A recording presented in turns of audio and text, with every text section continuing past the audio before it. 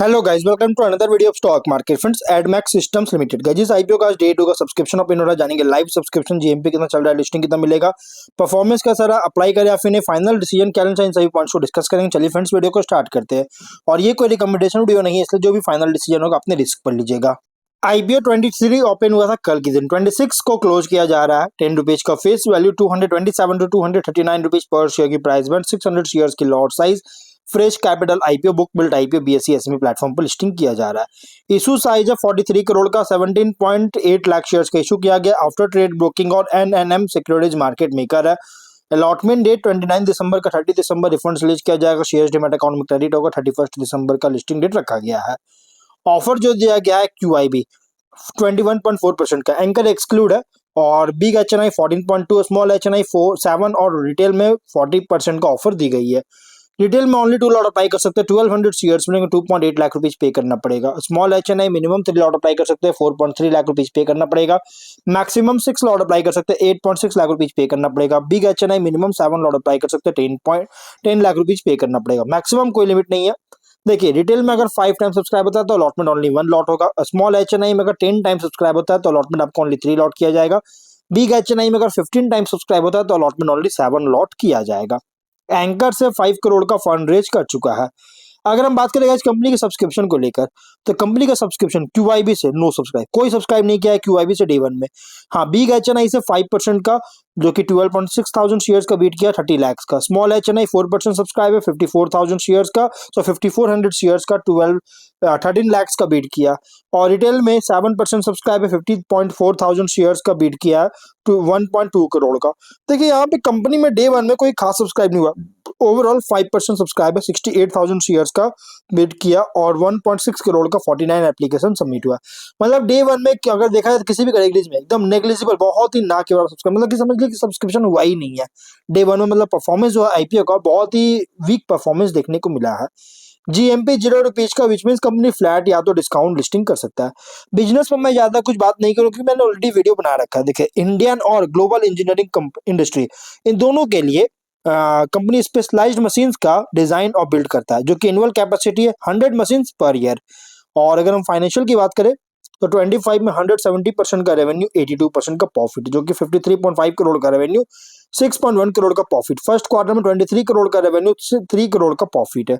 Financial अगर देखा जाए तो टॉप लाइन में और बॉटम लाइन में 25 से अगर देखिएगा ना, तो कंपनी का जो परफॉर्मेंस है टॉप लाइन में बॉटम लाइन 25 से सरप्राइजिंग बूस्ट है 24 के कंपैरिजन में। और ये सिर्फ डाउट ही क्रिएट नहीं कर रहा है, बल्कि सस्टेनेबिलिटी को कंसर्न रेज कर रही है। और अगर हम रेशियोज की बात करेंगे तो ROE 44 और FC दोनों सेम है, 44 और RONW 27.7, PAT एबिटा मार्जिन 11.4 और 19.3%, PB debt to equity 0.5 time का, PB और PE रेशियो 5.4 और 19.5 टाइम का। Promoter holding pre issue 71.9%, post issue 53% का होल्डिंग देखने को मिल जाएगा।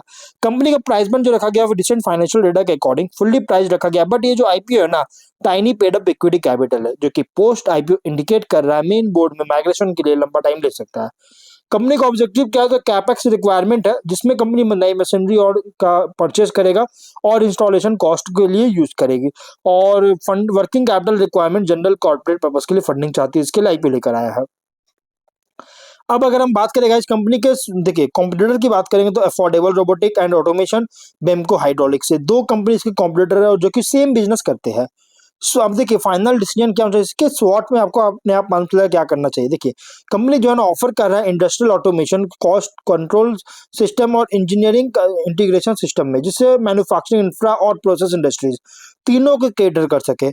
और technology enabled service engineering services से क्या है कि स्केलेबिलिटी जो है अलाउ करता है रिलेटिवली लोअर कैपिटल इन्वेस्टमेंट के साथ, जिसमें कैपिटल इन्वेस्टमेंट बहुत ही कम होता है। और इंटीग्रेटेड सर्विस पोर्टफोलियो है डिजाइन से लेकर कमीशनिंग तक, जिससे प्योर कंपोनेंट सप्लायर्स को जो है सो एज दे रही है। और कंपनी कस्टमाइज ऑटोमेशन सॉल्यूशंस का मतलब कि ऑटोमेशन सॉल्यूशन को कस्टमाइज करने में एबिलिटी है डाइवर्स इंडस्ट्रीज के लिए, जिससे क्लाइंट रिटेंशन और वैल्यू एडेड बिलिंग को हेल्प कर सके। वीकनेस की बात करें तो स्केल जो है इसको बहुत छोटा है, स्मॉल है, अगर मैं एक मेजर ऑटोमेशन या इंडस्ट्रियल इंजीनियरिंग प्लेयर से कंपेयर करें तो, जिससे इसका जो लार्ज कॉन्ट्रैक्ट्स के लिए जो बीड होता है उसको एबिलिटी करने में लिमिट कर सकता है। रेवेन्यू विजिबिलिटी पे डिपेंड करता है प्रोजेक्ट एग्जीक्यूशन साइकिल्स और इंडस्ट्रियल कैपेक्स ट्रेंड्स पर। हाई डिपेंडेंस है स्किल्ड इंजीनियर्स एंड टेक्नीशियंस पर, और जिसके कारण एट्रिशन या टैलेंट तो शॉर्टेज अगर होता है तो डिलीवरी टाइमलाइंस और मार्जिन को इम्पैक्ट कर सकता है। ब्रांड रिकॉग्निशन लिमिटेड है अगर हम एस्टैब्लिश्ड कंपनी से रिलेट करें तो। अपॉर्चुनिटी में अगर देखिएगा तो एडॉप्शन जो है इंडस्ट्री 4.0 ऑटोमेशन और डिजिटाइजेशन का एडॉप्शन जो है इंक्रीज हो रहा है इंडियन मैन्युफैक्चरिंग सेक्टर में, जिससे एक long term growth runway provide करता है। और कंपनी का डिमांड जो है ग्रो कर रहा है, फैक्ट्री मॉडर्न मतलब डिमांड जो है ग्रो कर रहा है factory manage modernisation, robotics and embed हो गया कंट्रोल सिस्टम्स के लिए, जिससे रेवेन्यू जो है डाइवर्सिफाइड सर्विसेज के लिए ओपन करता है। पोटेंशियल है कंपनी हायर मार्जिन सॉफ्टवेयर और internet of things enable predictive maintenance solutions को में एक्सपैंड करने के लिए पोटेंशियल भी है। क्रॉस इंडस्ट्री आउटरीच है अलग अलग सेक्टर्स में, जिससे कंपनी का ग्रोथ ड्राइव कर रहा है। और थ्रेट अगर देखिए तो इंटेंस कंपटीशन है लार्ज कंपनीज और ग्लोबल इंजीनियरिंग फर्म से, जिससे और रैपिड टेक्नोलॉजी और इवोल्यूशन के कारण कंटिन्यूअस इन्वेस्टमेंट चाहिए होगा, रिक्वायर होगा स्किल्स एंड टूल्स में। इकोनॉमिक स्लो डाउन या इंडस्ट्रियल कैपेक्स अगर रिड्यूस होता है तो डीले या तो कट प्रोजेक्ट बजट को जो है कट कर सकता है। प्राइसिंग प्रेशर बहुत ज्यादा लगाया जा सकता है लो कॉस्ट सप्लायर और इंटीग्रेटेड से, जिससे मार्जिन कॉम्प्रेस कर सकता है। कुछ थ्रेट भी है।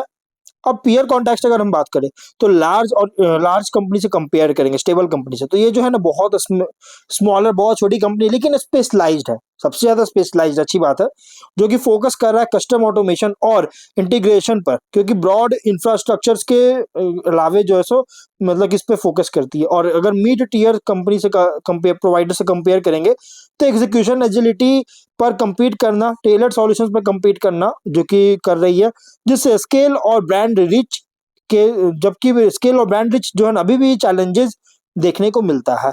और कंपनी का ग्रोथ प्रोस्पेक्ट भी टाइड है कंपनी का एबिलिटी पर, जो कि जो ऑटोमेशन डिमांड का जो राइज हो रहा है और टेक्निकल एक्सेलेंस को मेंटेन करना और सर्विस स्कोप को एक्सपैंड करने के कैप्चर पर जो इसकी एबिलिटी पर जो है इसका मतलब ग्रोथ प्रोस्पेक्ट टाइड है। लेकिन अगर ये डिटरमाइन करेगा अगर स्टैक्स अप होता है पीयर्स के कंपैरिजन में, निश हो या ब्रॉडर इंडस्ट्रियल टेक सर्विसेज हो, इसके पीयर्स में अगेंस्ट अगर ये स्टैक अप करता है तो एक बेनिफिट मिल सकता है, इस आईपीओ का एडवांटेज मिल सकता है। जीएमपी ₹0 का विच मींस कंपनी फ्लैट या तो डिस्काउंट लिस्टिंग होगा। देखिए आईपीओ जो है थोड़ा रिस्की आईपीओ है, रिस्की थोड़ा क्या बहुत ज्यादा रिस्की आईपीओ है। बाकी फाइनल डिसीजन जो भी लीजिएगा अपने रिस्क पर लीजिएगा। ये कोई रिकमेंडेशन वीडियो नहीं है, तो मिलते हैं नेक्स्ट वीडियो में।